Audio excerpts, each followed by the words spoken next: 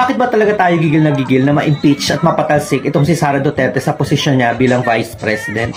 Unang-una, hindi magandang halimbawa para sa mga mamamayan at para sa future generations na ang isang politiko, gaano pa man kataas ang posisyon niya na nahuli na nagnanakaw sa pondo ng taong bayan, ay makakalusot ng ganun-ganun na lang. Walang accountability, walang consequence.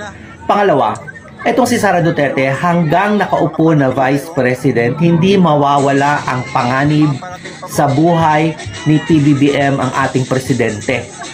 Kilalang kilala itong mag-amang Digong at Sara na ito ng mga traidor. At anong ginagawa nila sa mga nakakalaban nila sa politika? Pinapagurgur nila, pinapasalvage nila para tumahimik.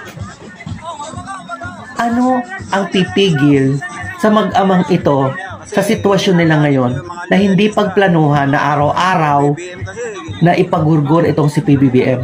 At kapag nagtagumpay sila, in a matter of hours, presidente na itong si Sara Duterte.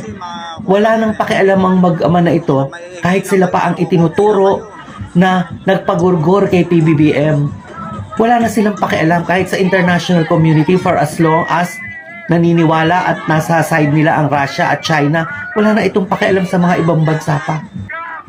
Ang mas hindi maganda, pag nakaupo na itong si Sara Duterte lang bilang presidente, siya na ang commander-in-chief. At lahat ng mga politiko na ito na galit sa mag-ama na ito ngayon, na sinasabi kung gaano kasama ang mag-ama na ito, babaligtad yung mga yan. Pupunta lahat dyan sa side ni Sara kapag oras na naging presidente na itong si Sara Duterte. At ano ang pipigil kay Sara Duterte kapag nagkakagulo na tayo dahil nga nawala si PBBM, na i-declare niya ang martial law at gawin na nilang mag-ama ang lahat ng gusto nilang gawin hanggang i-perpetuate na nila ang mga sarili nila sa kapangyarihan, tanggalan na ng demokrasya dito sa Pilipinas. Napakita na nila yan, nagawa na nila yan. Si Digong nung Pangulo siya, kahit yung pinakamalaking network ng television dito sa ating bansa, naipasara niya. Ganyan siya kapangyarihan, kahit isang senador na walang kasalanan, naipakulong niya. Ano pa ang pipigil sa mag-amang ito na gawin ang lahat ngayon na sukol na sila? Kapag naging presidente si Sara, wala na yung kaso sa ICC. Wala na yung mga kaso sa korte niyan, hindi nalalakad dyan. Wala nang kaso si Pulong, wala nang kaso si Manscarpio.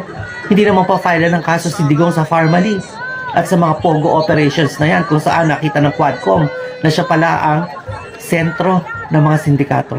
Wala na makakapigil sa mag-amang ito, kaya kailangan matanggal si Sara sa posisyon bilang Vice President, mapalitan ni PBBM na mapagkakatiwalaan niya para wala na ring magtangka o maging panganib sa buhay ni PBBM.